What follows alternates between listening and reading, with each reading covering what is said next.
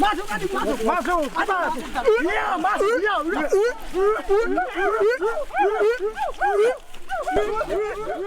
Kayu besi rawa sepanjang 17 meter ini disiapkan untuk membuat salib. Melihat panjangnya, timbul pertanyaan, siapakah yang akan disalib? Siapapun itu, pasti sesuatu yang lebih besar dari mereka. Tapi Frankie Woro, Casimilus Awe, dan warga suku Auyu di Papua Selatan ini tak akan melukai siapapun. Mereka memakai salib ini sebagai tanda perlawanan.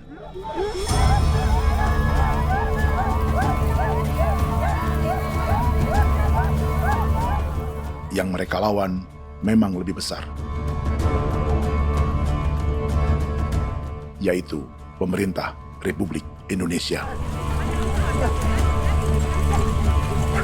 Pemerintah sedang mengincar 2,5 juta hektar hutan orang Papua untuk proyek tanaman industri pangan dan energi.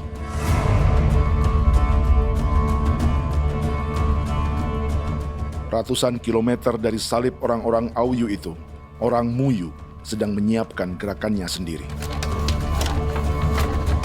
Tapi kali ini dalam bentuk sebuah pesta. Pesta yang disiapkan oleh marga Kimco Jinibjo selama 10 tahun.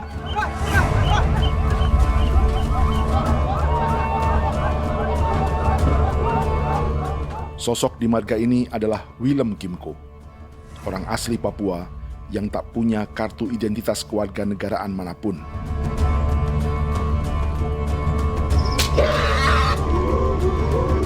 Pesta adat ini sudah cukup langka, tak hanya di Papua, bahkan di kawasan Pasifik dan peradaban Melanesia. Awalnya bayarnya aneh kalau bukan. Itu nih hati aku dekere bipnuka, dan jitana ya kati ko beren baran dipo. Kami mengambil ko kuning. Ada gagasan dan gerakan sosial di balik pesta orang-orang Muyu ini. Sama dengan gerakan salib merah yang dimulai orang-orang Auyu. Salib ini akan menjadi yang terbesar dari 1.800 salib merah yang telah ditancapkan berbagai suku di Papua Selatan dalam 10 tahun terakhir. Ribuan salib merah yang dipadukan dengan palang adat adalah tanda larangan yang menyatukan unsur-unsur adat dan agama. Kami percaya bahwa kalau memang kami sudah tidak mampu untuk menyelesaikan persoalan ini, dalam hal ini perusahaan tidak bisa masuk, berarti kami minta bantuan kepada nenek moyang dan Tuhan. Atribut perang orang Auyu ini diukir atau dilukis, digambar di batang salib ini dengan tujuan bahwa kami larang dengan sangat keras. Jadi apabila siapapun, baik dari antara kita sendiri yang melanggar batas ataupun pihak lain yang mau mengganggu keselamatan hak tanah adat kami, maka kami siap untuk melakukan ancaman perang. Salib-salib ini tidak ditancapkan di halaman-halaman gereja, melainkan di tanah dan hutan adat, di dusun-dusun sagu, dan di tempat-tempat yang disakralkan. Sebab 1.800 palang adat dan salib ini memang bukan semata tentang agama, tapi untuk mencegah negara dan perusahaan memasuki tanah dan hutan adat mereka.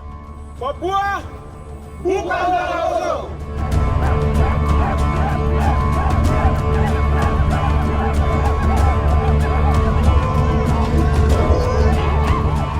Di zaman TikTok ini, kami ingin menceritakan semua ini lewat film yang pendek.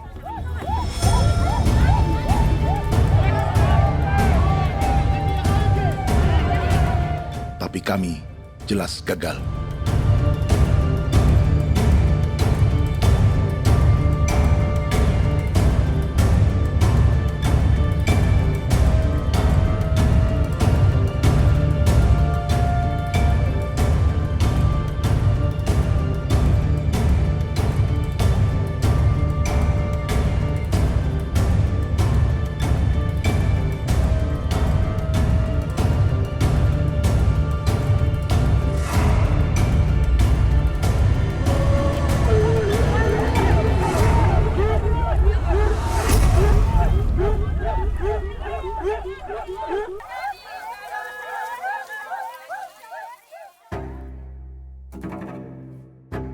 Di planet ini, ada 5 pemilik hutan hujan tropis terluas yang tersisa. Kongo di Afrika, Brazil, Peru, Bolivia, dan Indonesia.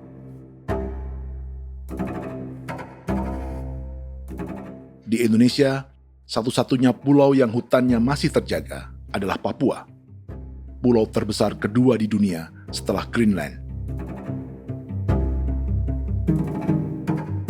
Lewat sejarah kolonialisme yang panjang, pulau ini kini dikuasai 2 negara.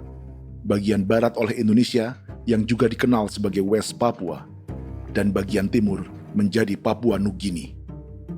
Dan tepat di perbatasan ini, di bagian Indonesia, sedang terjadi proyek pemusnahan hutan terbesar di dunia.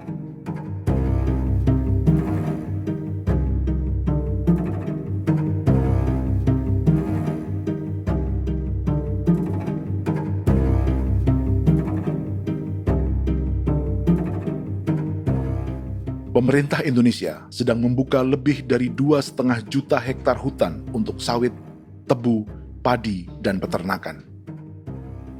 Ini disebut proyek strategis nasional untuk lumbung pangan dan energi yang jadi ambisi 3 presiden. Bagian terbesar direncanakan untuk mencetak sawah seluas 1,3 juta hektar. Lalu bagian lain akan ditanami tebu seluas 560.000 hektar untuk gula dan bioetanol. Setiap liter bensin di Indonesia akan dicampur bioetanol 10% atau E10. Ada 10 perusahaan di proyek ini, dan semuanya dimiliki oleh 1 keluarga saja.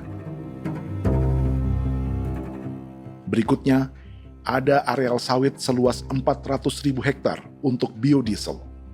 Targetnya mencampur 50% solar dengan minyak sawit atau B50. Dan terakhir, pemerintah akan membuka peternakan seluas 380.000 hektar.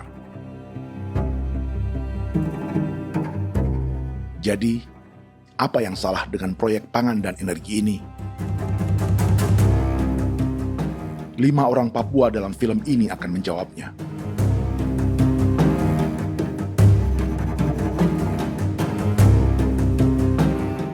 Yang pertama adalah Yasinta Moiwen dari suku Marin.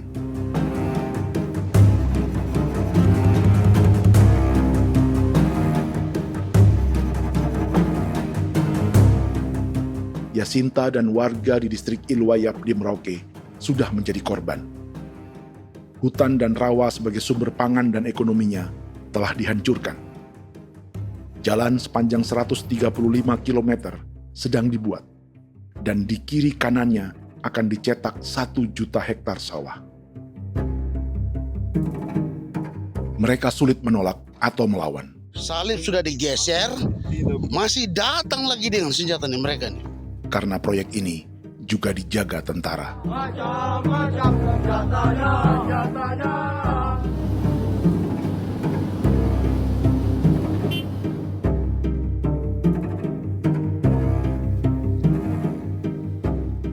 Yang kedua adalah Natalis Buer di distrik Tanah Miring, Merauke. Petani milenial ini merasa ditelantarkan.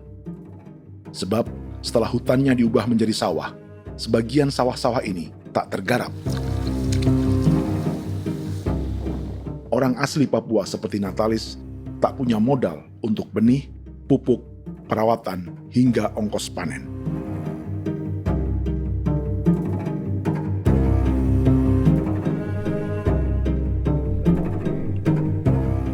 Orang ketiga adalah Vincent Kuipalo dari suku Yenan di distrik Jagebob, Merauke. Vincent dan suku Ye sedang menjadi korban. Hutan adat orang-orang Ye sedang dihancurkan untuk perkebunan tebu dan bioetanol. Tanah mereka juga diincar untuk markas-markas militer, pasukan yang akan menjaga proyek pangan dan energi ini.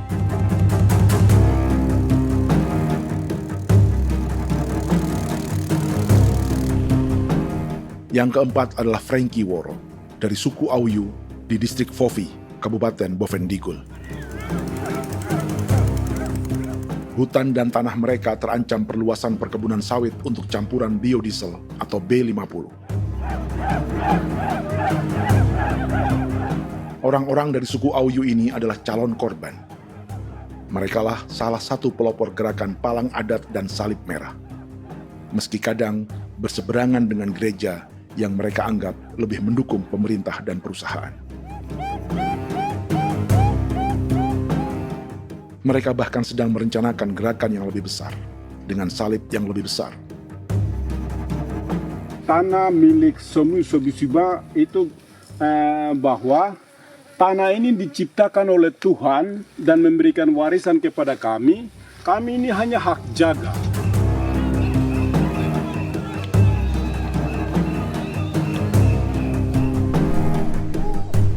Sosok kelima adalah Willem Kimco dari suku Muyu di Bovendigul. Tokoh adat dari Muyu ini hidup di garis belakang proyek negara, sehingga belum menjadi korban. Tapi mereka sedang bersiap menghadapi segala kemungkinan. Tinggal di belantara dan perbatasan membuat sebagian mereka tak punya status kewarganegaraan. Tapi mereka telah hidup jauh sebelum ada Indonesia atau Papua Nugini.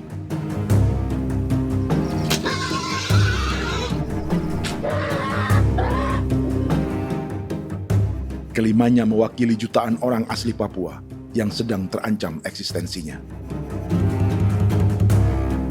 Jika kita merasa kepunahan peradaban Neanderthal di Eropa, Aztec dan Inca di Amerika, atau aborigin di Australia adalah sejarah masa lalu, film ini menceritakan bagaimana pemusnahan sebuah bangsa dan kepunahan sebuah peradaban sedang terjadi di masa hidup kita. Kepunahan bukan karena kerusakan lingkungan dan ruang hidup semata, juga karena dihantam 60 tahun operasi militer.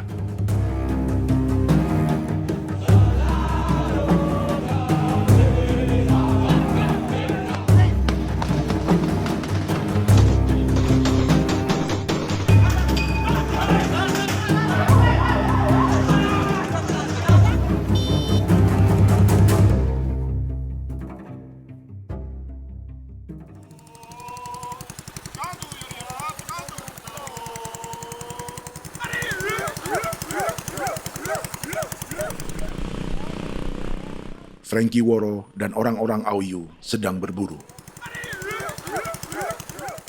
Tapi lokasi perburuan mereka mulai dikuasai perusahaan perkebunan sawit.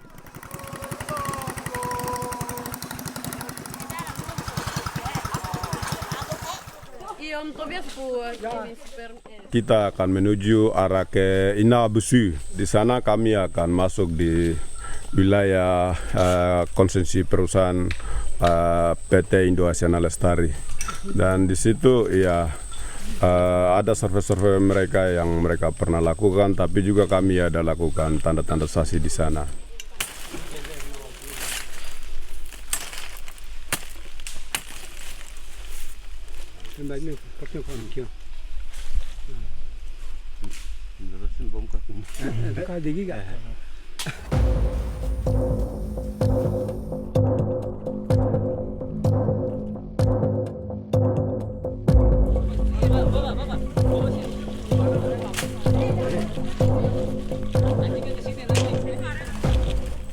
Dapat dengan yang induknya, tapi karena induknya dia lari dan terlambat kerja, akhirnya yang bisa kita dapat dia punya anak ini saja.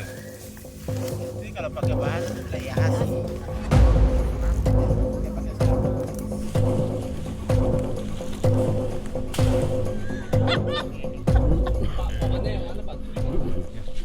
Pohon ini pohon bitanggur, dia punya kayu ini kita biasa gunakan untuk kerja perahu, dan juga kulit depu getanya itu kita pakai untuk kerja ini, panah-panah ini lem, jadikan lem ini, panah-panah.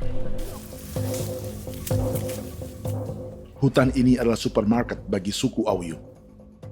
Juga lumbung pangan atau bank untuk menyimpan deposito kekayaan alam. Hutan juga tempat yang penuh dengan sejarah suku, situs budaya, dan tempat-tempat sakral. Inilah yang sedang mereka pertahankan dari incaran pemerintah dan perusahaan. Untuk semua alasan ini, mereka menancapkan ribuan salib merah.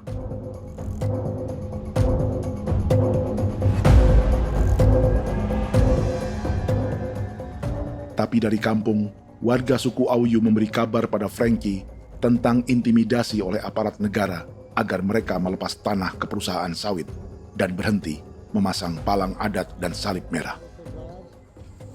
Ada beberapa titik yang saya sudah siap, tetapi di sini emergensi dari saya, terutama di Kampung Sokangon, PT Damai Timber.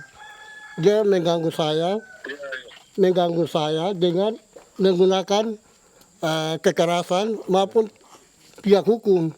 Dan kemarin saya ada pernyataan penolakan secara resmi, tapi masih tetap dengan menggunakan pihak hukum untuk masuk, untuk harus dituntut saya untuk harus diterima perusahaan itu. Kita di situ ada 15 marga, tetapi 15 marga juga tidak setuju. Marga-marga siapa yang terima dan marga-marga mana saja yang menolak.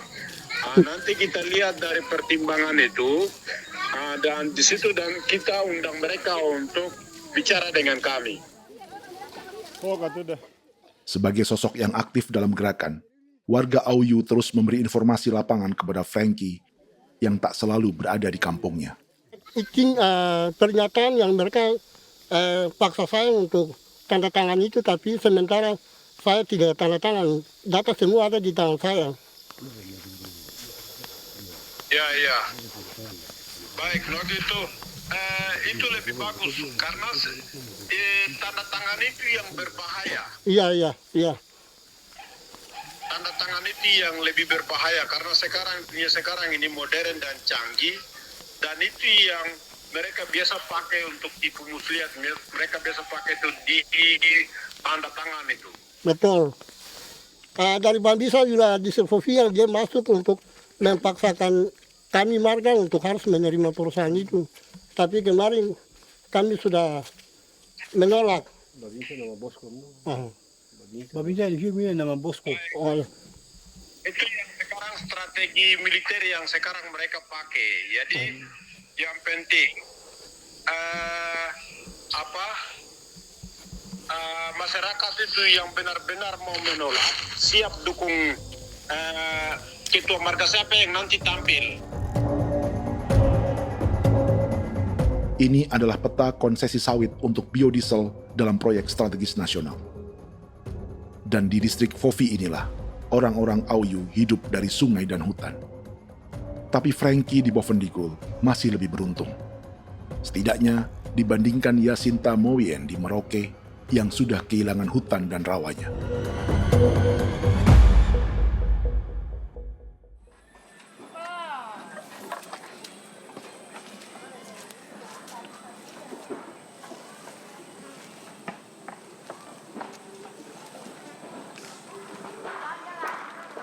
Yasinta dari suku Marin adalah petani sayur di Kampung Wanam, distrik Ilwayap, Merauke. Memanfaatkan lahan yang ada, ia berkebun dan menjual hasilnya ke pasar kampung. Ini ekonomi warga di Wanam untuk menghasilkan uang, lalu memberi barang kebutuhan yang tak bisa mereka produksi sendiri.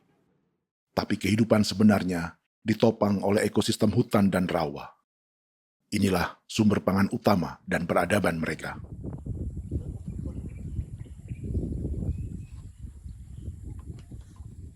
Namun ketenangan ini diusik ketika tiba-tiba pada Mei 2024, di Pelabuhan Wanam datang ratusan alat berat untuk proyek pangan dan energi pemerintah.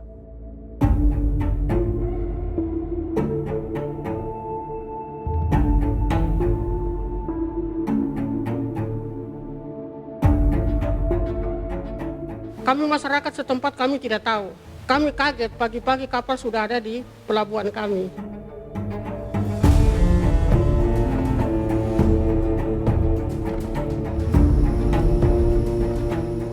Yasinta Mowien atau Enrika Gebze dan warga lainnya tak pernah diajak bicara atau dimintai pendapat. Seakan-akan Papua adalah tanah kosong. Kita suka kaget yang dong bawa turun alat berat dong bawa turun, kita kaget masyarakat. Dorang subongkar itu kayu-kayu.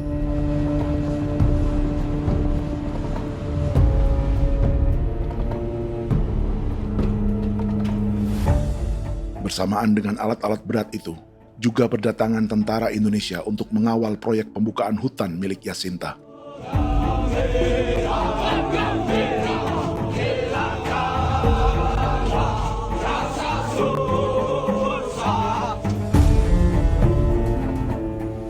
Ribu alat berat didatangkan dari Cina ke Papua oleh perusahaan bernama John Lin Group sebagai kontraktor pemerintah. Ini disebut sebagai pesanan eskavator terbesar di dunia dengan nilai 4 triliun rupiah. Misinya membuka hutan dan rawa milik orang Marin, salah satunya untuk membangun jalan sepanjang 135 km. Sementara di kiri kanannya akan dicetak sawah yang ditargetkan seluas 1,3 juta hektar.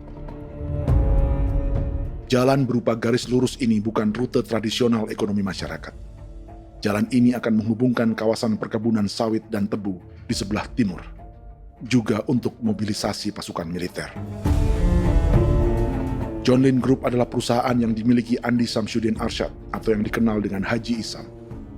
Sebagian orang mengenalnya sebagai pengusaha yang hobi balapan mobil.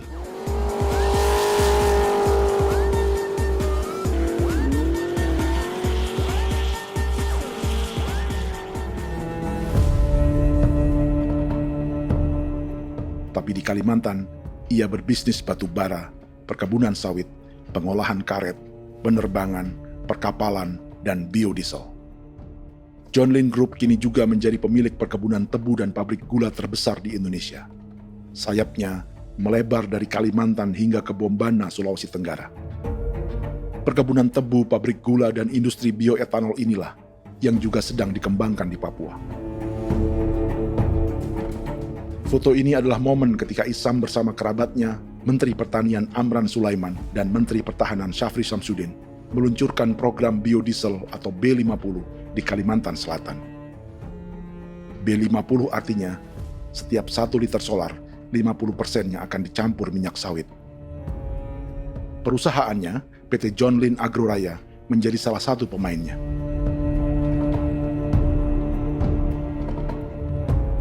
Sepanjang tahun 2025, saham PT John Lin Agroraya pernah naik hingga 700%.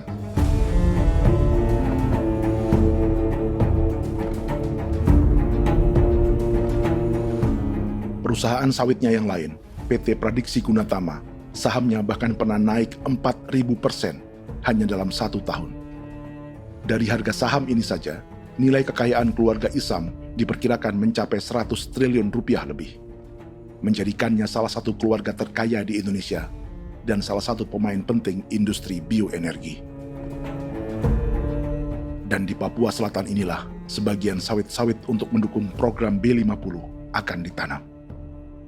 Inilah tanah orang-orang Wambon, Muyu, Marin, Yei, atau Auyu seperti Frankie Ward.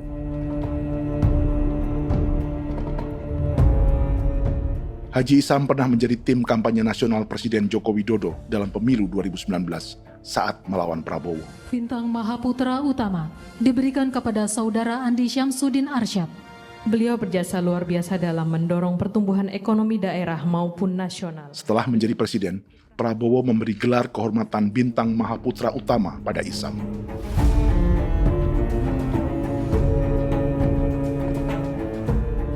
Sejumlah menteri Prabowo, juga kerabat dan orang-orang yang pernah bekerja di perusahaan Isam.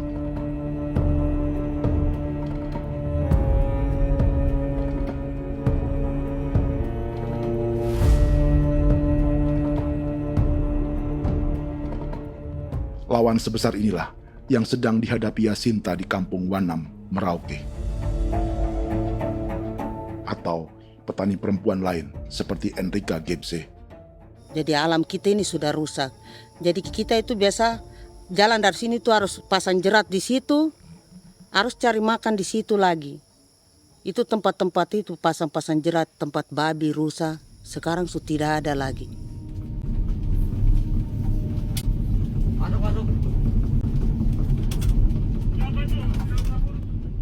Rekaman ini memberi gambaran bagaimana Kasuari kehilangan rumah di bekas hutan dan rawa yang telah dibabat.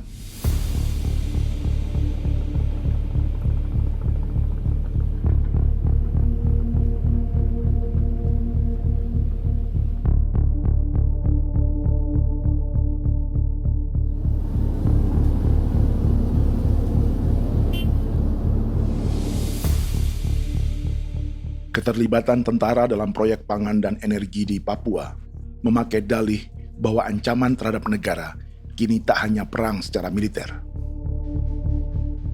tapi juga melalui pangan dan energi. Kementerian Pertahanan pun terlibat karena proyek ini dianggap operasi militer selain perang.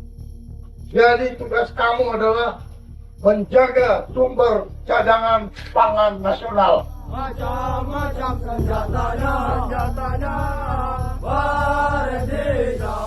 Proyek ini menambah panjang alasan mempertahankan kehadiran tentara di Papua dalam 60 tahun terakhir. Saat ini, jumlah tentara Indonesia di Papua mencapai 56.000 personel, atau ada 1 tentara untuk setiap 100 orang Papua. Bandingkan dengan rata-rata nasional, di mana hanya ada 1 tentara untuk 696 penduduk Indonesia. Itu belum termasuk polisi. Artinya, 1 orang Papua dijaga lebih banyak senjata dari rata-rata penduduk Indonesia. Tanah dan hutan diambil secara sepihak untuk kepentingan pembangunan batalion dan bandar antariksa. Ini bentuk perampasan masyarakat. Penolakan kehadiran markas-markas militer terjadi di sejumlah tempat di Papua. Tak hanya karena trauma dan ketakutan, juga karena mengambil tanah-tanah adat.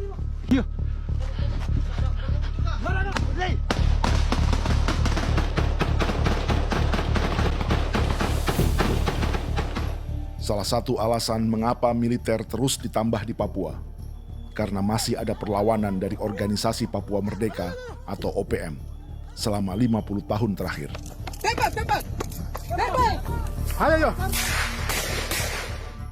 Tapi kekuatan militer OPM diperkirakan hanya 1.430 personel dan 360 pucuk senjata. Selebihnya, mereka menggunakan senjata tradisional.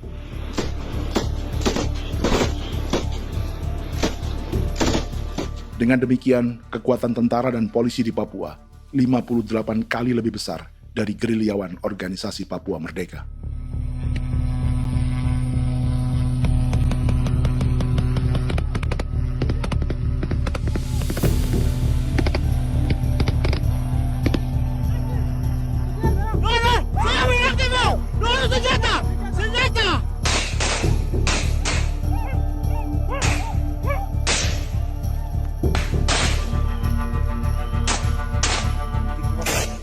Sebagian tentara berada di garis depan pertempuran, tapi sebagian besar lainnya terlibat operasi non-tempur menjaga proyek pemerintah dan investor swasta. Seperti Batalion Infanteri Teritorial Pembangunan di distrik Jagebob, Merauke ini. Lokasinya bersebelahan dengan konsesi lahan tebu untuk gula dan bioetanol milik PT Murni Nusantara Mandiri. Baik perusahaan maupun markas militer, keduanya mengambil hutan milik suku Ye dari marga Kuipalo. Tapi dorong datang, tanam ini saja di sini, tanam papa nama ini. Victor Kuipalo menunjukkan apa yang terjadi. Jadi kita juga kaget ini. Nah, kalau ini papa nama ini memang, ini papa nama ditanam tapi bukan haknya mereka yang ini. Ini hak kami di sini, hak dusun kami, marga Kuipalo yang punya hak dusun ini. Setelah memasang patok, alat berat mulai bekerja untuk membangun markas militer di tanah orang Ye.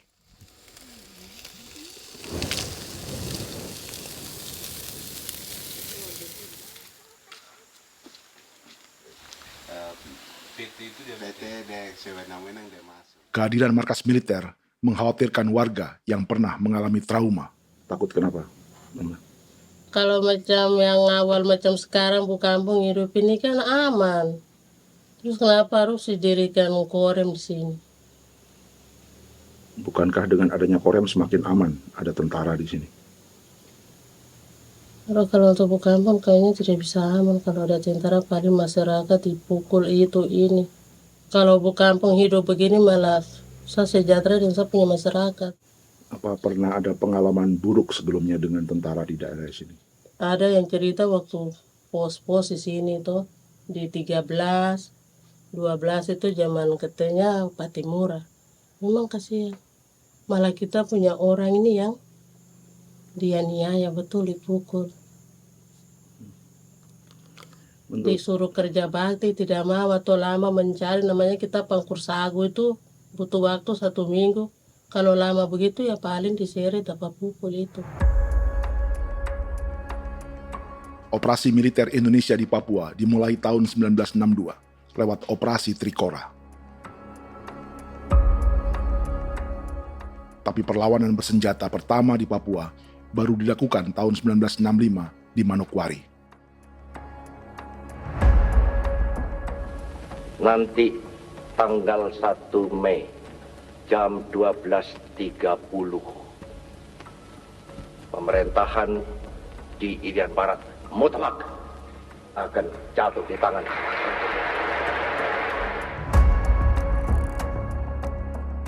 Sejak itu, selama 60 tahun, operasi militer untuk menaklukkan Papua terus dilakukan.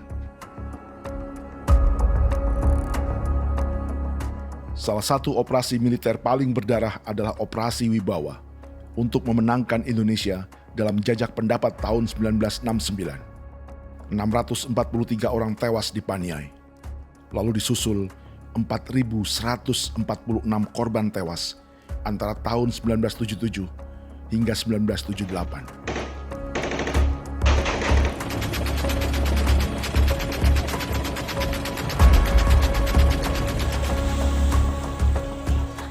Operasi militer ini menimbulkan gelombang pengungsian hingga kini. Dewan Gereja Papua mencatat 103.000 orang menjadi pengungsi pada tahun 2025 dan nyaris tak diberitakan media-media Jakarta.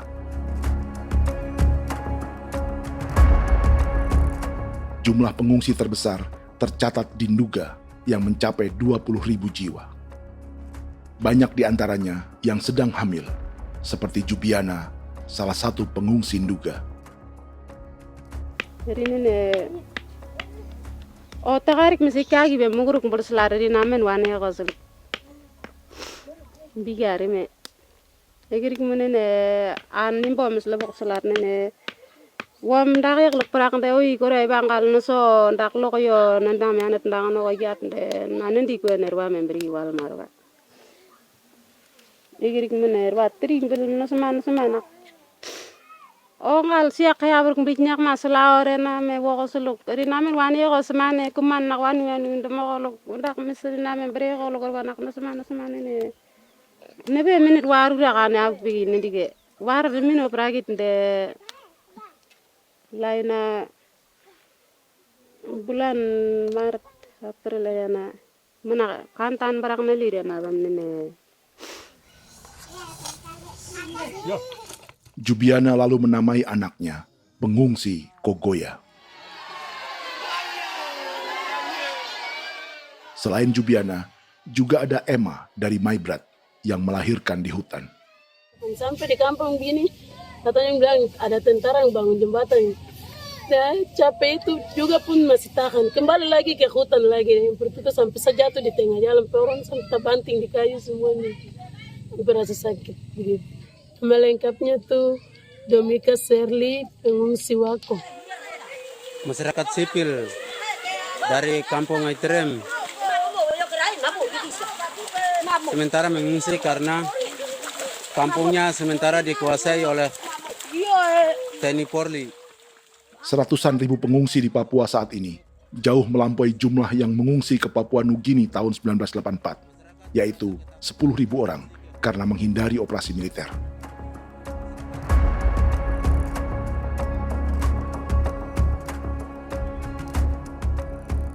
Bersamaan dengan operasi militer, eksploitasi sumber daya alam Papua juga dilakukan sejak masuknya tambang emas dan tembaga Freeport pada tahun 1967.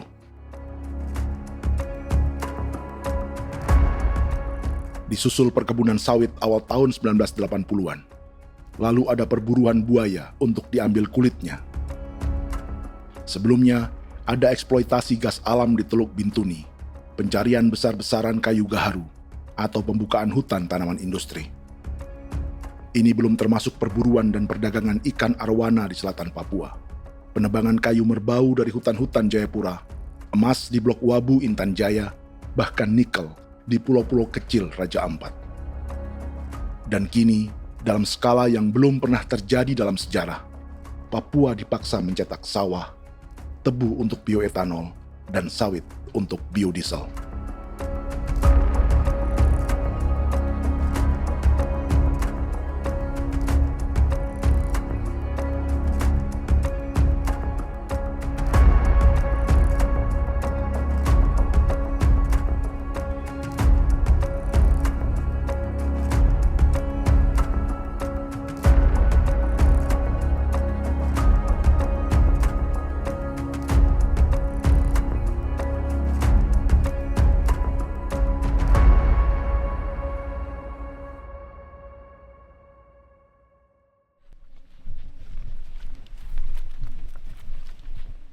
Inilah yang sedang menimpa keluarga Vincent dan Victor Kuipalo di Merauke.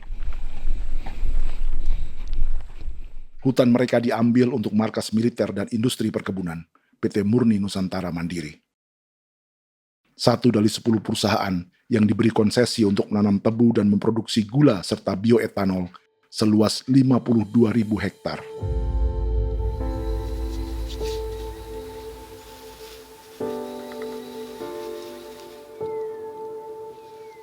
Perusahaan ini dianggap mengambil hutan dan tanah orang-orang Ye, terutama marga Kuipalo, yang memiliki hak adat terhadap 2.300 hektar hutan.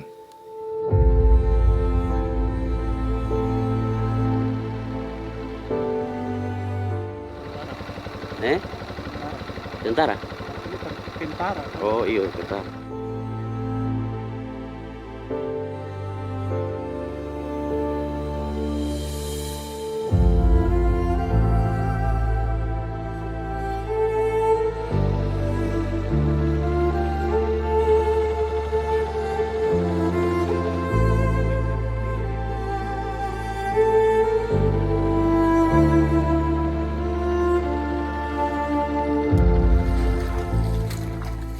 Keluarga Kuipalo sedang melihat apakah perusahaan semakin mengancam tanah mereka.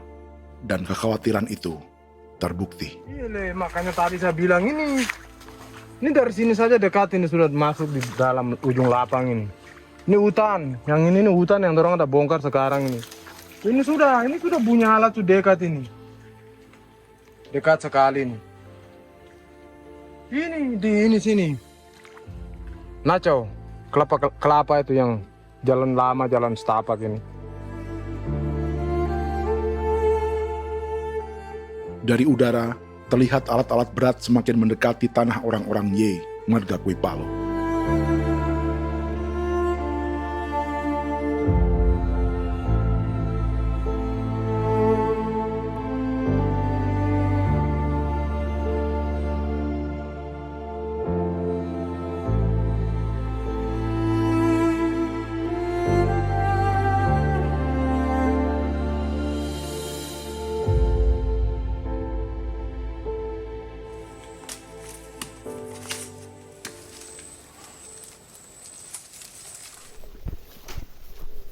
Keesokan harinya, Victor dan kerabatnya memberi tanda cat merah di pohon-pohon yang berada di batas tanah mereka.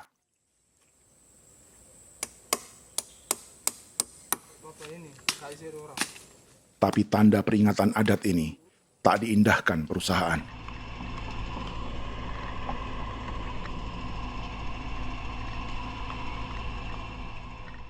Dua bulan kemudian, perusahaan tetap memasuki tanah marga Kuipalo. Sabar.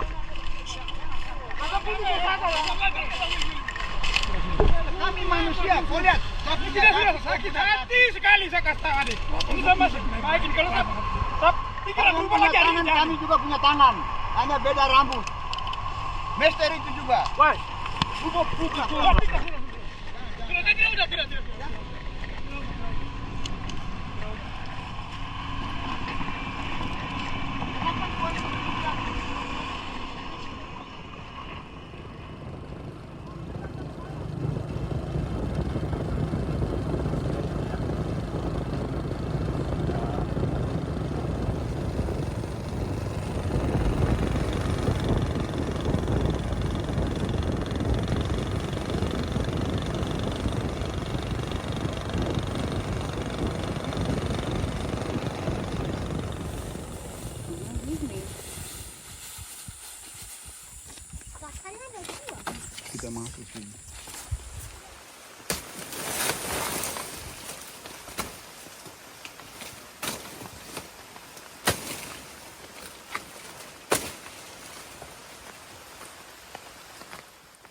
Jadi ya untuk itu seperti saya katakan tadi, apakah lebih baik kita tidak usah ada kan atau bagaimana, kita pisahkan, pisahkan dari negara ini kan, jangankan tuh. Saya kemarin bicara sama Daniel, datang sama saya dengan persoalan Kodam ini, saya bilang Pak Daniel kalau lebih baik saya ngungsi ke Papua Nugini. Dia bilang, aduh Bapak jangan begitu. Ya memang, kalau tidak bisa menghargai kami, lebih baik pilihan yang itu yang saya memilih. Lebih baik saya pindah dari sini. Saya mengungsi ke Papua Nugini, di negara tetangga. Masih di laut. Apa? Oh, ada ini. Tapi saya bilang sama Kapolsek Pak, Agustus ini, 17 Agustus saya tidak kasih naik bendera merah putih. Saya bendera ada, nanti saya taruh di meja. Bendera saya ada. Karena saya punya pikiran percuma kita ini merasa bahwa kita hidup di bawah naungan merah putih. Ternyata merah putih tidak lindungi kami. Tidak anggap kami sebagai kami rakyatnya. Dia lambang negara. Dan kami menghargai lambang negara itu. Ternyata lambang negara ini, kita bernaung di bawah lambang negara ini, kita tidak dilindungi. Hak kita tidak dihargai.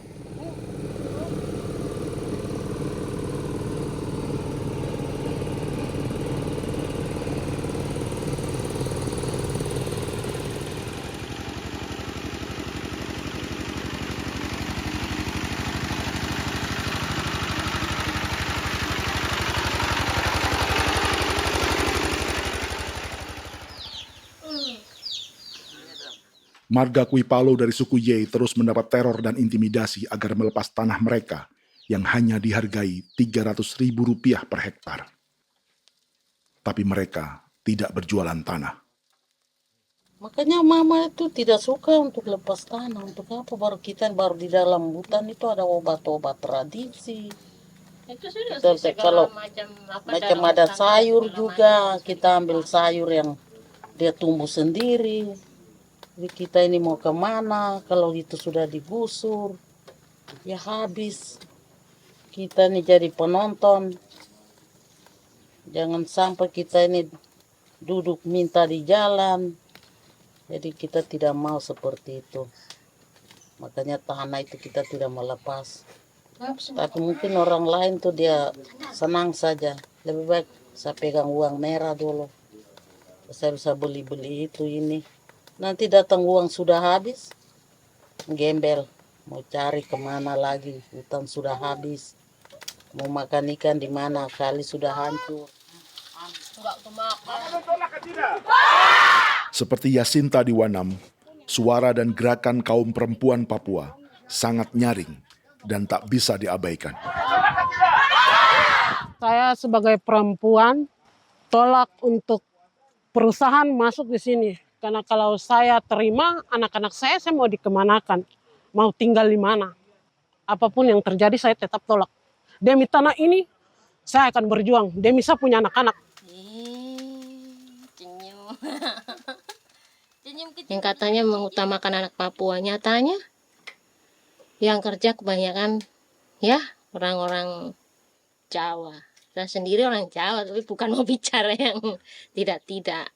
Memang kenyataannya seperti orang-orang Papua itu diterbelakangkan, kurang diutamakan, gitu.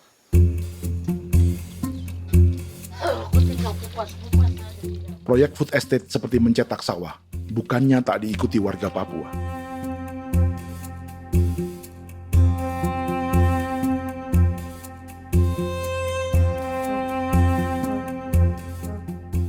Salah satunya Natalis Buer di distrik Tanah Miring, Merauke.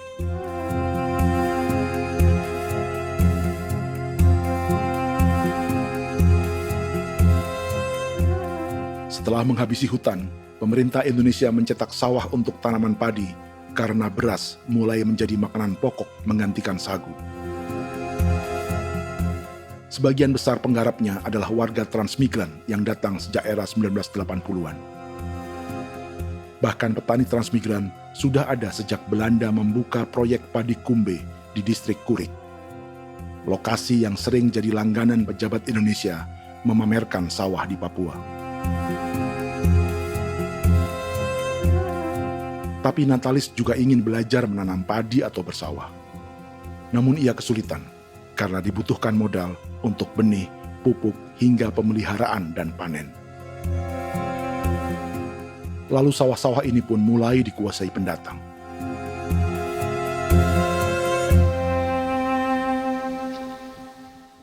Tapi sejauh ini di kampung kami ini yang saya lihat memang ada kelompok kami punya di sini yang sudah tergabung dalam Gapoktan, kemudian masuk dalam optimalisasi lahan. Tapi baru saya anak asli yang punya lahan di sini. Mereka tidak punya. Pemerintah dalam hal ini adalah Kementerian Pertanian bersama-sama Kementerian Pertahanan yang dalam hal ini pada garis di bawahnya adalah TNI Angkatan Darat, memberikan support yang maksimal kepada masyarakat khususnya di Merauke dalam rangka. Saya kemarin habis 9 juta. 9 juta ya? Iya, 9 juta karena dia sudah tidak dipakai toh. Ya. Perempuan Papua seperti Filomina juga mau bertani.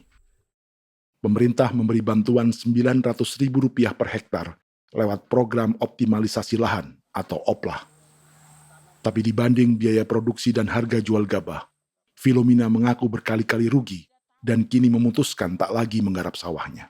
Terus kita harus cari uang untuk kombe. Betul. Karung kita beli. Karung beri sendiri lagi. Tenda kita beli. Ini dari yang offline ini don tidak siapkan. Tidak ada. Tidak ada ya, jadi mama don sendiri. Itu yang saya ada bilang, 900.000. Itu modal untuk kerja sawah ini.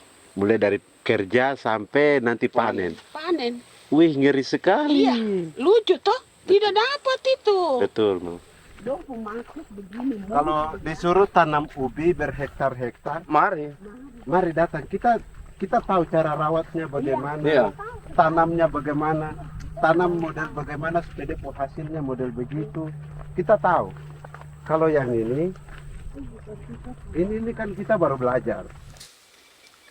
Sebagian hutan milik warga Senayu di Merauke sudah dibuka untuk sawah dan kebun tebu oleh PT Global Papua Abadi. Proyek pertanian ini dikerjakan oleh Kodim Merauke. Mereka melepas sebagian tanah karena ingin belajar bertani. Saya punya nenek moyang tidak ajar saya tanam padi. Tapi saya mau berubah. Generasi saya yang berikut ini besok lusa tidak bisa makan pisang, sagu. Namun program optimalisasi lahan yang dijanjikan dengan berbagai bantuan tak dirasakan Filomina. Obat rumput beli, obat padi beli, jonder kita bayar, bahkan bibit masih kurang, cari bibit lagi beli. Jadi saya memang kalau program pemerintah saya sama sekali saya tidak suka, baku tipu saya.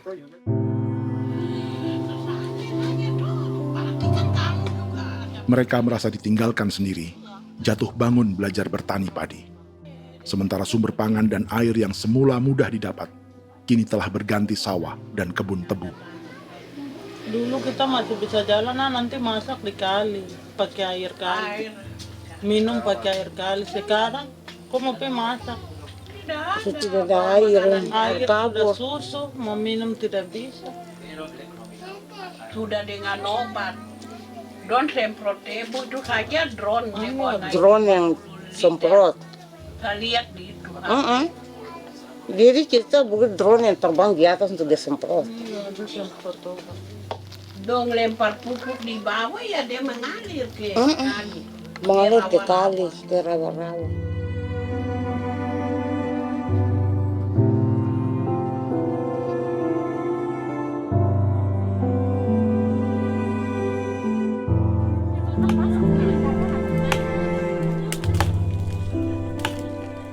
Seperti pertanian sawah bagi orang Bali atau Toraja, Bagi orang Auyu dan suku-suku lainnya di Papua Selatan, sagu juga bukan semata tentang pangan.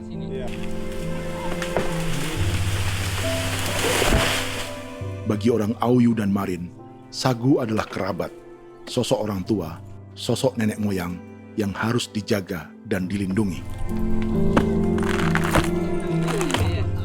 Lagi bikin apa mama ini mama? Pakai toko itu sagu.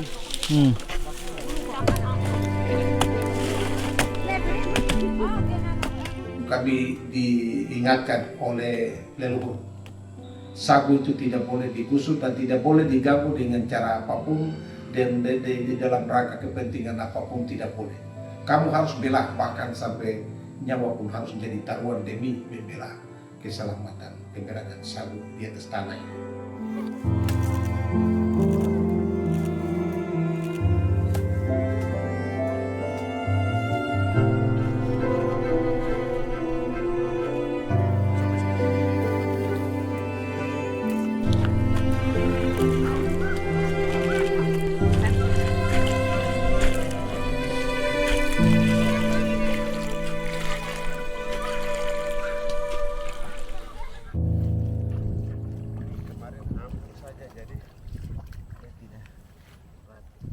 Menurut Natalis, pemerintah di Jakarta mendefinisikan lumbung pangan semata urusan beras dan mencetak sawah. Sebenarnya orang Papua itu bukan tidak bisa bertani. Kami tanam ubi itu bagian dari pertanian.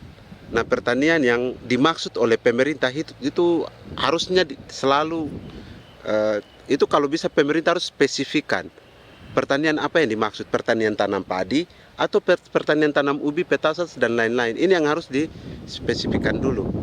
Begitu, sehingga tidak menjustifikasi kami orang asli Marin bahwa kami tidak bisa bertani. Bukan. Kami buka kebun besar-besar di sana, bahkan bermeter-meter, ratus-ratus meter pakai sekop, bukan pakai ekskavator, tapi ini pakai skop. Itu pertanian, begitu. Bagi Natalis, alih-alih memaksimalkan sawah-sawah yang sudah ada untuk petani Papua, pemerintah selalu membuka hutan baru, seperti dikerjakan perusahaan John Lynn Group dan melibatkan tentara. Padahal, sejarah keterlibatan militer dalam proyek food estate atau cetak sawah adalah sejarah kegagalan yang bertubi-tubi 4 presiden selama 30 tahun terakhir.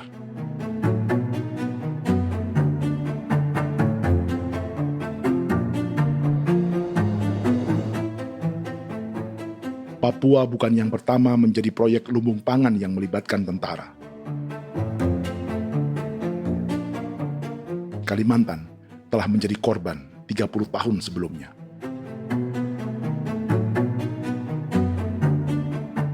Ini adalah bekas hutan yang sudah dibuka di Pulang Pisau, Kalimantan Tengah. Tahun 1996, di era Presiden Jenderal Soeharto, ia menghabisi 1 juta hutan di lahan gambut untuk mencetak sawah demi memenuhi ambisi swasembada beras, bukan swasembada pangan. Hutan tropis Kalimantan dihabisi dalam skala yang belum pernah terjadi dalam sejarah. Di bawah rezim militeristik, tak ada yang berani melawan keinginan Soeharto, termasuk orang Dayak seperti Kuneng. Nggak bisa dihalangi itu. Nggak boleh dihalangi. Ya kalau ada kata-kata aja menghalangi, sudah kita diseret ke kepolisian dulu. Atau bisa langsung di PKI-kan. Iya, di PKI-kan gitulah. Jadi kita tuh nggak berani apa-apa dulu tuh. Apa maunya aja. Misal bilangnya A. Setahun setelah pengundulan hutan skala besar itu, tahun 1997, untuk pertama kalinya Kalimantan mengalami kebakaran lahan dan kabut asap terbesar dalam sejarah.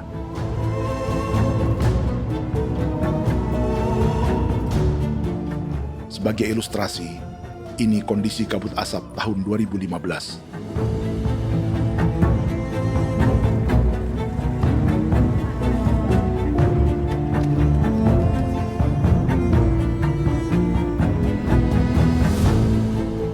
Proyek 1 juta hektar sawah Jenderal Soeharto itu gagal. Bendungan dan saluran irigasi mangkrak hingga kini. Mei 1998, rezim Soeharto tumbang. 2 tahun setelah ia menumbangkan jutaan hektar pohon di Kalimantan. Setiap tahun, lokasi ini menyumbang kebakaran dan kabut asap yang merugikan jutaan orang. Sawah yang berhasil di Kalimantan justru bukan sawah yang dibangun Jenderal Soeharto, melainkan yang dirintis para transmigran sejak era 1980-an. Sawah-sawah inilah yang ikut digarap oleh militer di era Presiden Joko Widodo. Dan hasil dari proyek food estate Presiden Jokowi itu sama sekali jong nih, nggak ada harapan lagi sudah seperti ini. Tapi Jokowi terus memperluas area food estate hingga 16.000 hektar. Presiden Jokowi juga menyerahkan urusan lumbung pangan ini kepada Prabowo yang saat itu menjadi Menteri Pertahanan. Salah satunya di Kabupaten Gunung Mas, Kalimantan Tengah, untuk membuka perkebunan singkong seluas 31.000 hektar. Food estate singkong Jenderal Prabowo ini dimulai dengan membuka 600 hektar hutan di Tawai Baru. Proyek singkong untuk bioetanol ini pun dijaga tentara. Dan seperti Jenderal Soeharto, proyek Jenderal Prabowo ini pun gagal.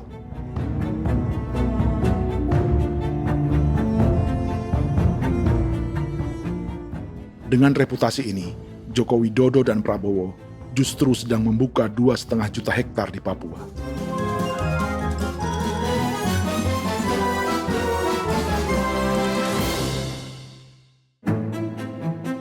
Setelah Jenderal Soeharto, Presiden Jenderal Susilo Bambang Yudhoyono juga mencoba membuka food estate di Papua sejak tahun 2010. Namanya Merauke Integrated Food and Energy Estate atau MIFE. Proyek ini juga gagal.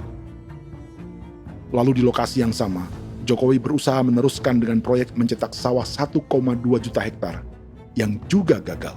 Sekarang yang paling siap adalah 1,2 hektar. Yang 1,2 juta hektar.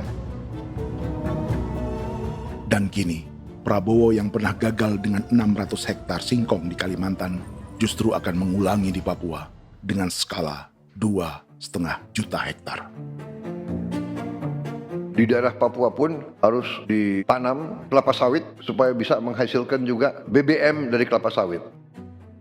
Dalam setiap proyek pangan dan energi di Papua, yang lebih menonjol bukan tanaman pangannya, melainkan untuk energi atau bahan bakarnya.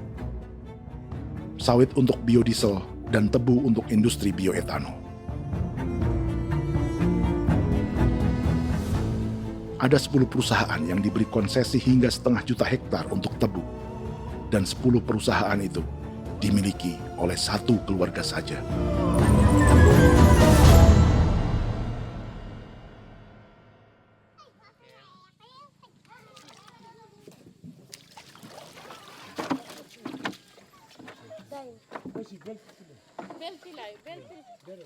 Para perempuan Auyu di Bovendigul akan berangkat memancing. Priska Beni membantu menyiapkan perahu.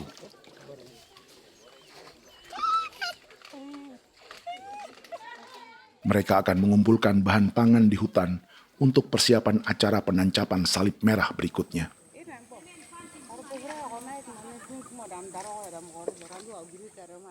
Priska sudah mengambil posisi memancing.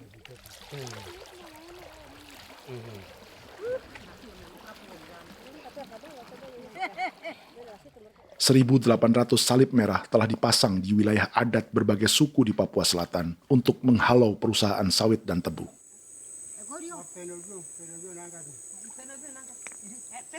Maria Tebung yang paling muda datang membawa hasil. 2 ekor ikan gastor alias gabus toraja. Sebagai generasi Z, pendidikannya sampai sekolah dasar. Di perusahaan perkebunan seperti sawit atau tebu, ijazah SD hanya bisa menjadi buruh kasar. Tapi ia tak tertarik. Karena kita hidup itu dari alam, kita pancing, juga di darat, bawa anjing, terus bikin pagar sagu, dapat babi, bawa baru kita makan. Jadi kita tidak mau perusahaan masuk. Kita tidak akan terima. Sementara Priska Beni masih mencari peruntungan. Tapi baginya, menjadi nelayan di Sungai Fofi masih lebih baik daripada bekerja 9 tahun di perkebunan sawit. Sudah pengalaman, jadi kita tidak mau lagi. Sudah berapa lama ketika kerja itu? Selama di sana. 9 tahun di sana. 9 tahun? Saya baru pulang dari perusahaan. Selama 9 tahun kerja di sawit, bisa punya rumah kah? Atau Tidak. motor kah? Tidak. Johnson kah? Tidak. Cuma makan saja. Pendapatan juga kan tidak lebih. Habis dimakan.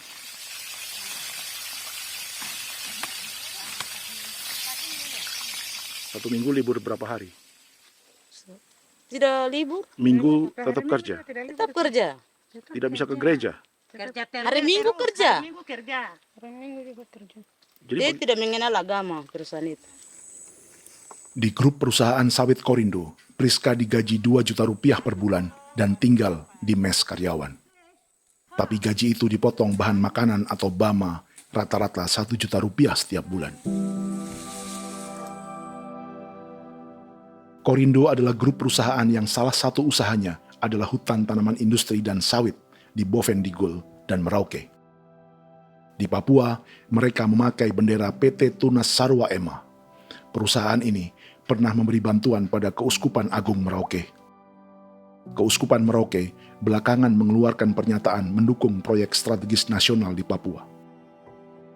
Umat Katolik yang memprotes sikap gereja tersebut ditangkap polisi. Jadi selama 9 tahun tidak bisa nabung? Tidak. Makan saja. Makan saja. Makan saja. Menabung bagaimana keperluan banyak. Tidak sampai. Habis di anak-anak uang sekolah. Uang 1 juta itu mana sampai. Menabung juga tidak cukup. Sudah pengalaman, jadi kalau di sini perusahaan mau masuk tidak.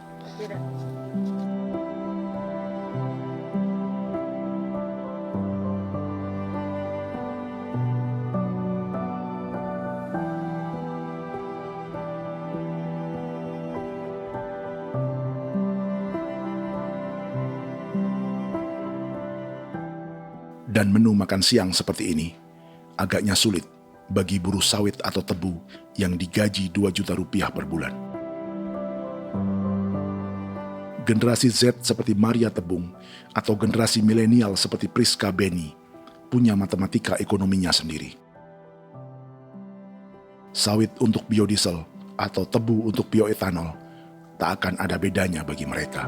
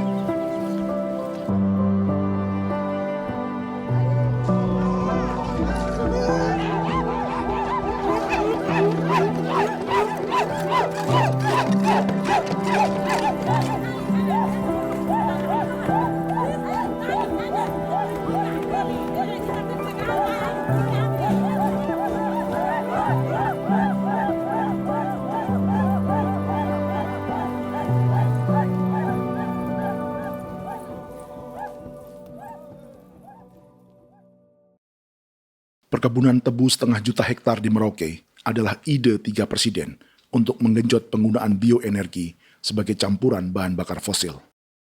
Selain swasembada pangan, swasembada energi di daerah Papua pun harus ditanam kelapa sawit supaya bisa menghasilkan juga BBM dari kelapa sawit. Juga tebu menghasilkan etanol. Singkong, kasava juga untuk menghasilkan etanol. Bioetanol adalah bahan bakar nabati atau tumbuhan yang dapat dicampur dengan bensin. Sama dengan program biodiesel yang mencampur solar dengan minyak sawit. Pertamina saat ini sudah menjual BBM bioetanol dengan campuran 5% yang dipasarkan dengan merek Pertamax Green 95. Tapi pemerintah ingin menaikkan kadarnya menjadi 10% atau E10. Maka ke depan kita akan mendorong untuk ada E10. Kemarin malam sudah kami rapat dengan Bapak Presiden. Bapak Presiden sudah menyetujui untuk direncanakan mandatori 10% etanol. Idenya untuk mengurangi ketergantungan pada bahan bakar fosil yang diimpor dan menimbulkan polusi.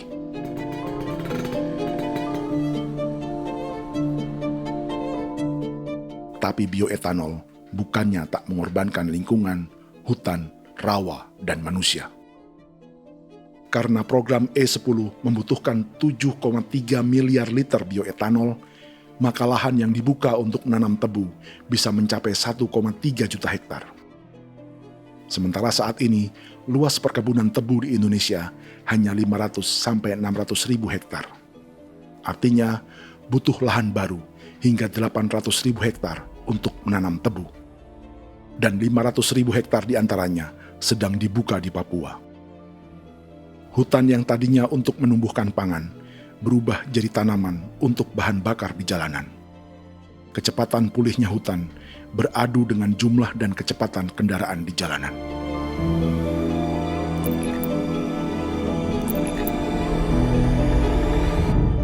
Dahaga terhadap energi tak pernah bisa dipuaskan. Setelah minyak sawit untuk biodiesel, dunia kini merambah singkong, jagung, dan tebu untuk bioetanol. Benua Amerika, Eropa, sebagian Afrika, hingga separuh Asia kini mulai memakai bioetanol sebagai campuran bahan bakar.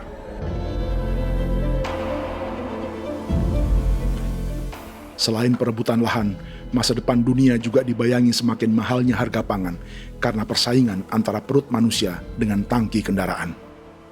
Ini adalah lokasi perkebunan tebu dan bioetanol PT Murni Nusantara Mandiri yang mengancam tanah Vincent Quipalo dan orang-orang Ye di Merauke.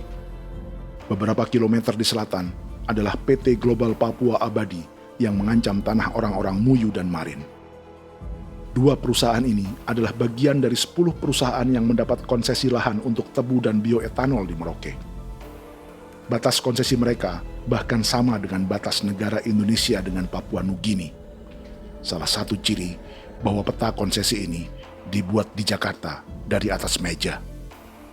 Sama seperti kolonial Inggris dan Belanda ketika mereka membagi Pulau Papua dengan garis lurus pada abad 19. Seakan Papua adalah tanah kosong. Bedanya, meski peta konsesi ini mengatur batas 10 perusahaan, tapi perusahaan-perusahaan ini sebenarnya dimiliki oleh satu keluarga saja. Ini nama 9 dari 10 perusahaan tebu dan bioetanol di Merauke, Papua. 99% saham mereka dimiliki sebuah perusahaan bernama PT Merauke Nusantara Manis. Sementara 1% sisanya dimiliki PT Merauke Gula Mandiri.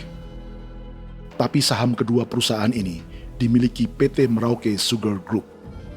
Dan perusahaan ini, 90% sahamnya dimiliki pengusaha bernama Angelia Bonaventure Sudirman, serta perusahaan bernama Zico Trust dan Resource Harvest. Lalu 10% lainnya dikuasai PT Papua Energi Abadi, yang pemiliknya adalah Dudi Christian dan Angel Madeline. Sekarang, mari kita lihat siapa mereka. Angelia Sudirman adalah keponakan dari salah satu konglomerat sawit Indonesia, Martias Fangiono. 9 perusahaan di Papua ini berada di bawah bendera Merauke Sugar Group. Dan Merauke Sugar Group hanya satu dari 7 grup perusahaan milik keluarga Fangiono.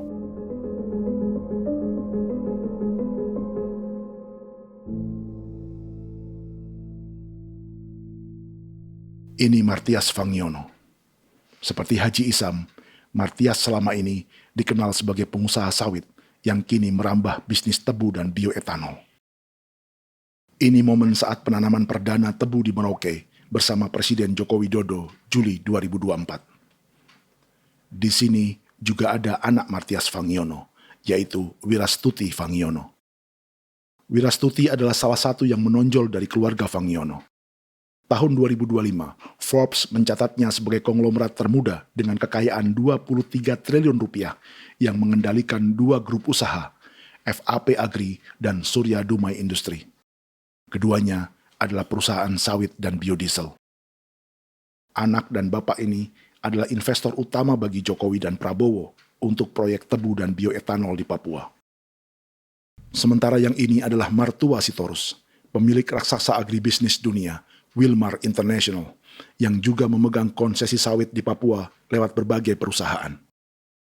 Tapi mertua kini memakai bendera baru, yaitu KPN Corporation atau Karunia Prima Nastari.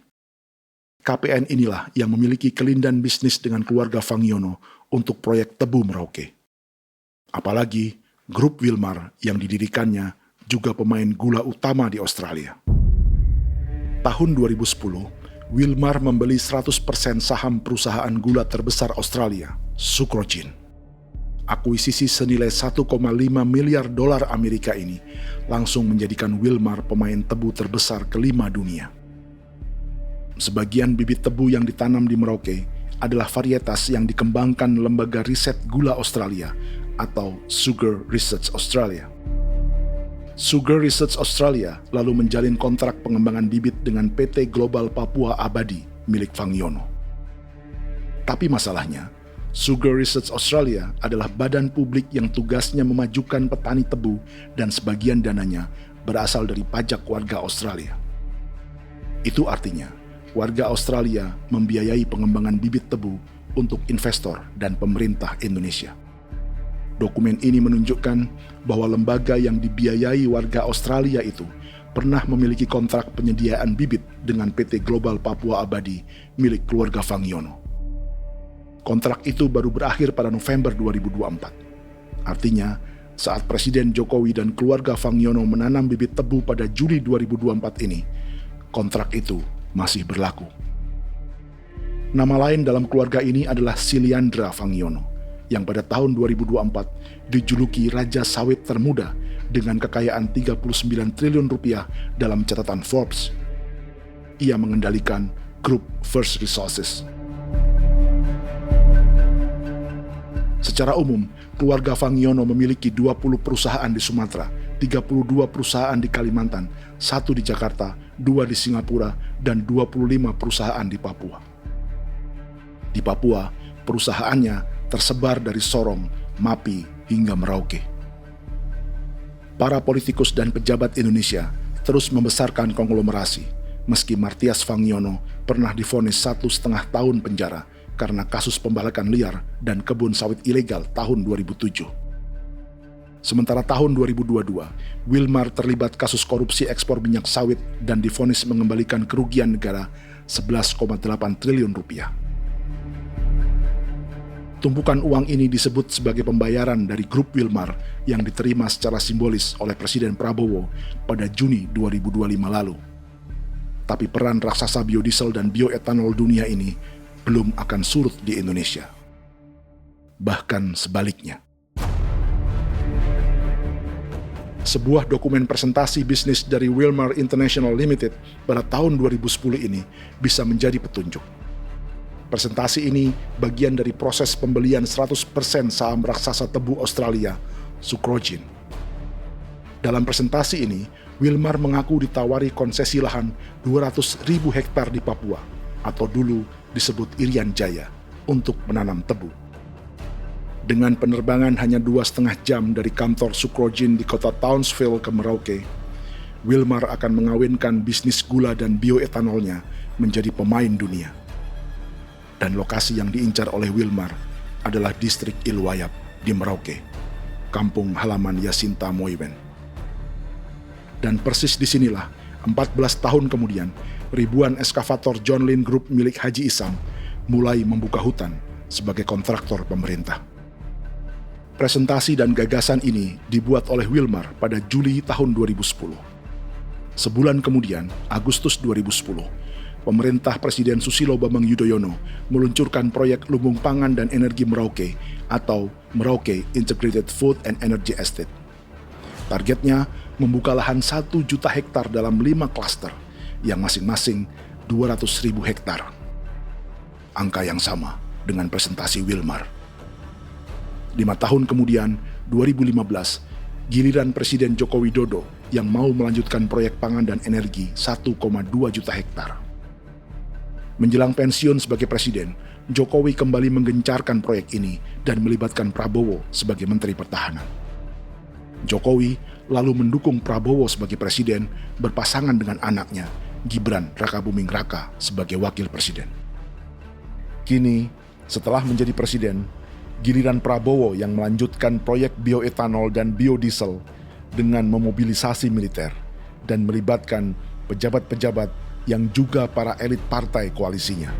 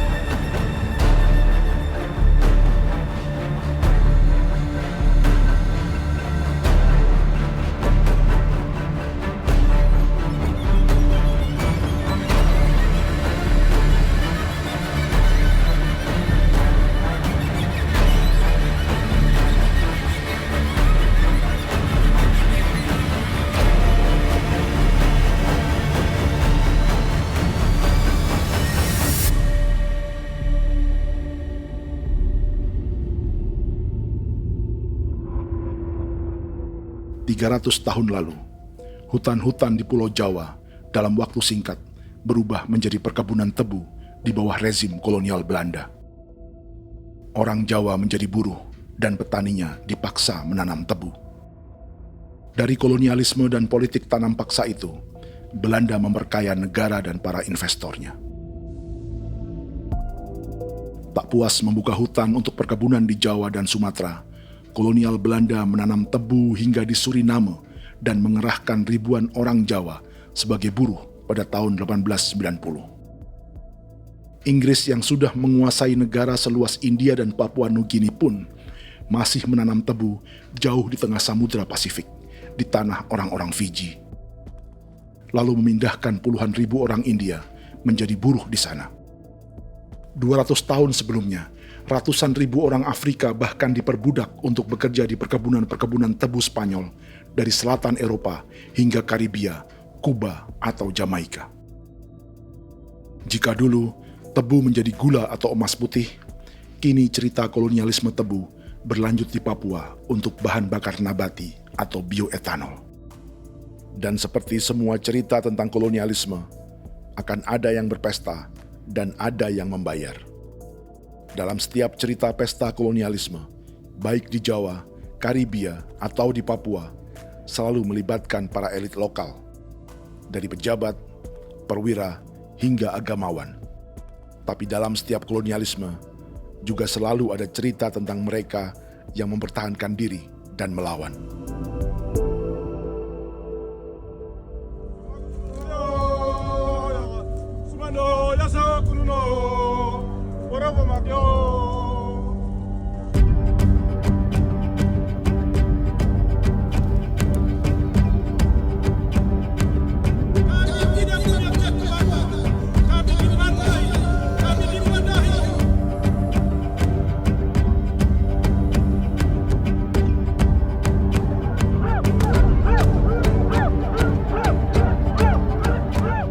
Dalam sejarah Gereja Katolik banyak pemimpin-pemimpin yang adalah tanda petik itu adalah Judas juga. Jadi itu sudah pasti karena itu adalah manusia.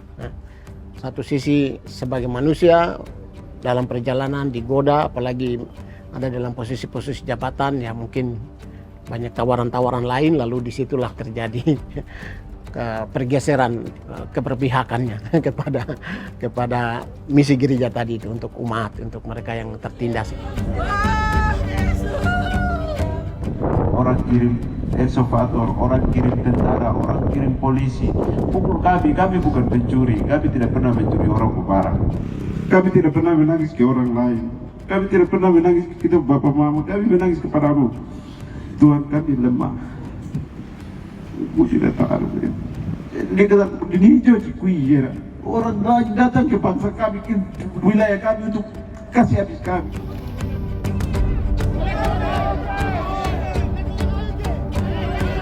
Ya Hakimam Dehi, Ya Hakimam Dehi, Bono Ya Hadikul Dehi, Bono Ya Hadikul Dehi. Kita buat sasi seperti begini untuk menolak perusahaan apapun yang masuk di tanah kami. Kalau kita kasih, kita bikin rusak sekarang, kita punya generasi berikutnya mau dapat kemana. Jadi kita nyatakan sikap di sore hari ini, kami tolak. Apa yang dilakukan pemerintah untuk PSN adalah kejahatan. Pemerintah bagian dari kejahatan, aktor perusak dan pembunuh terhadap negara, terhadap alam, hutan, terhadap manusia. Jadi negara jadi aktor pembunuh. Jadi Pilatusnya siapa? Negara, pemerintah Jakarta ini. Tanah Wiu bukan tanah kosong. Masyarakat adat kami rasakan. Perusahaan tolak. Biar asal.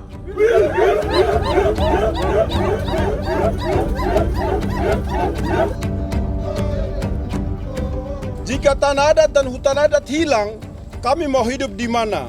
Maka di sini saya mau bilang, negara jangan tipu-tipu kami lagi.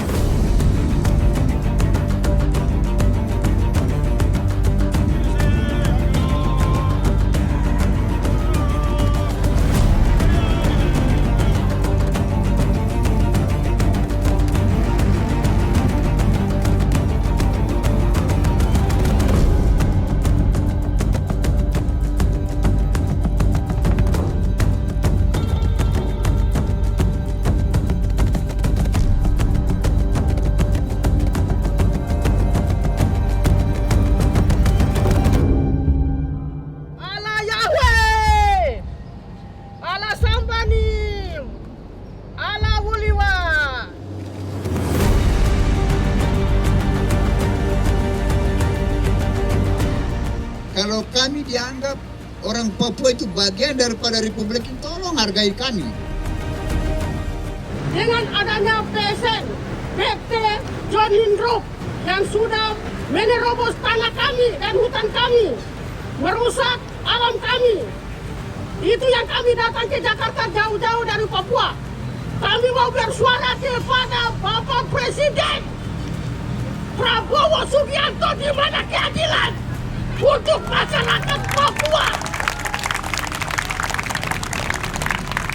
Tolong lihat masyarakat Papua yang sudah mati. Kami bersepakat menyatakan, 1. Gereja-gereja di Indonesia mendukung masyarakat adat yang menolak proyek strategis nasional di tanah Papua. 2. Gereja-gereja di Indonesia menolak militerisme dan otoritarianisme di Indonesia.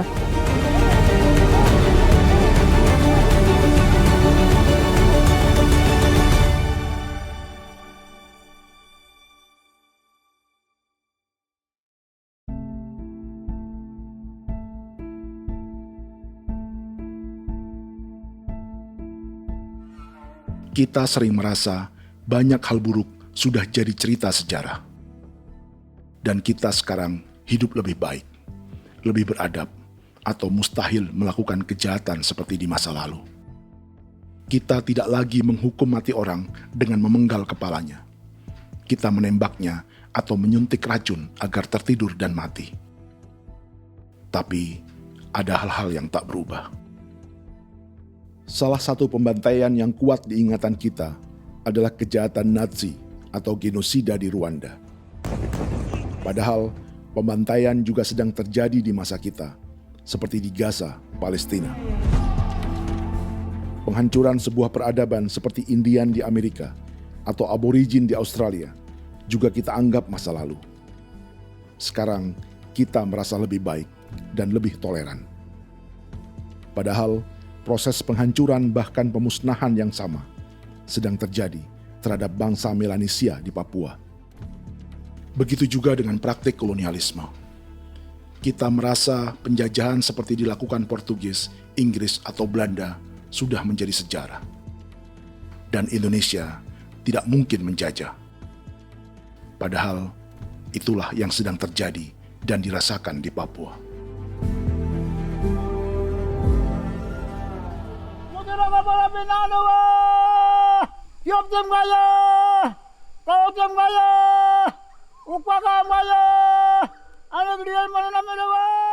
Jalannya sejarah ini disadari Willem Kimco di pedalaman Bovendigol, Papua. Hidup terpencil dan tak tersentuh urusan negara bukan berarti selalu aman.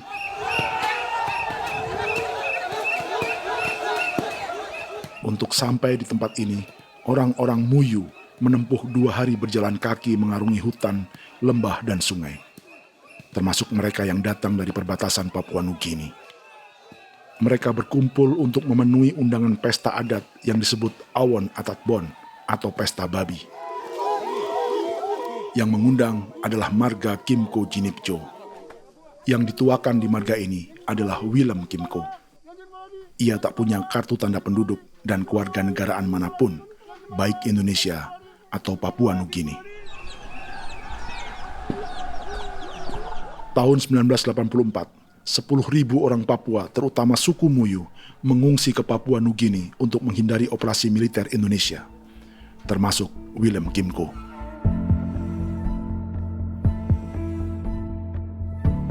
Apa yang membuat pesta adat ini istimewa? Apa bedanya dengan acara serupa yang dihadiri pejabat, tokoh agama, LSM, atau yang direkam oleh kru televisi dan konten kreator? 18. Pertama, untuk membuat pesta babi, orang Muyu perlu persiapan selama 10 tahun. Sebab, babi-babi yang akan jadi bagian dari pesta ini tak boleh dibeli, alias harus dipelihara sendiri. Babi-babi ini bukan bantuan pejabat pemerintah, gereja, atau LSM.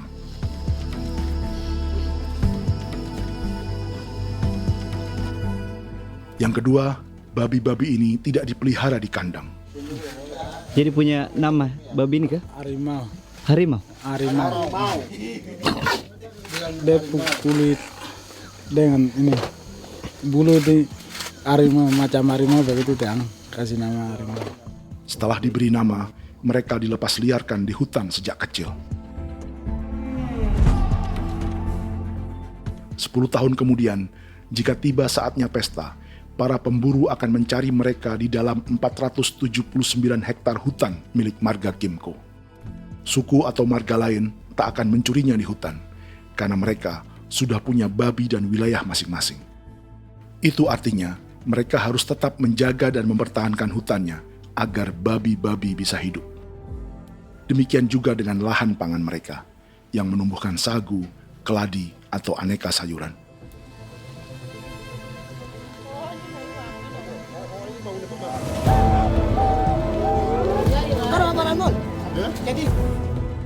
Yang ketiga, dalam Awon Atatbon atau pesta babi, binatang ini tidak dimakan secara gratis. Setiap marga atau klan dalam suku Muyu akan membayar jerih payah tuan rumah menjaga hutan dan memelihara babi.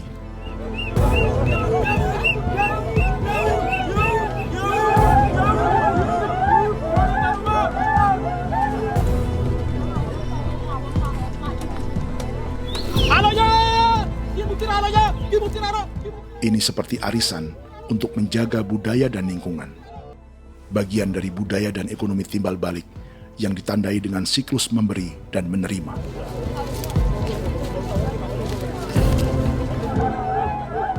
Ini juga cara orang Muyu membangun dan memperluas aliansi. Awon bet begul bet, ulan yau kando bet, atat bet anani, atat bet yang ligan anani, oh ado amten anani, menini tu na jaga, kepo kemo ko di mana, kepo kemo mayat ni, kep tetek ko mayango, kep kanin bet wini ke iftore wen, ni wen ni tu na kadek me, oke, kep ko nanti ko tuak kemo, kep ko kep pasar ko tu orang ni, kon kene man gini wani wani, koko kati bolon jalbengo, koko konim bolon jal. Jika Willem Kimco dan marganya bisa menjaga hutan dan wilayahnya, marga lain ikut diuntungkan sebagai sebuah ekosistem. Demikian juga sebaliknya. Alasan keempat, mengapa pesta babi ini memiliki tempat khusus dalam peradaban orang Muyu, karena Willem Kimco khawatir peradaban mereka akan punah, menyusul ancaman terhadap ekosistem dan hutan. Setiap marga atau klan harus mengkonsolidasi diri dan membangun aliansi.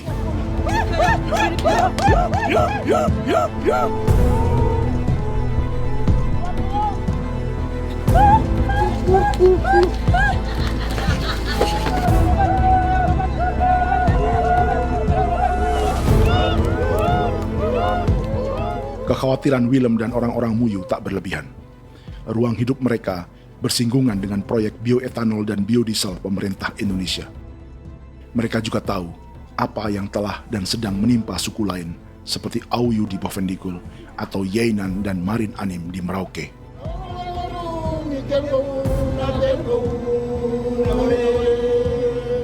Jika suku-suku lain menggunakan palang adat dan salib merah sebagai gerakan perlawanan, orang-orang Muyu memakai pesta babi untuk mempersiapkan diri dan konsolidasi. Sebab, berbeda dengan saat mengungsi tahun 1984, kali ini yang datang ke tanah orang-orang Muyu tak hanya tentara, juga alat-alat berat bersama para pebisnis pangan dan energi. Awan datang.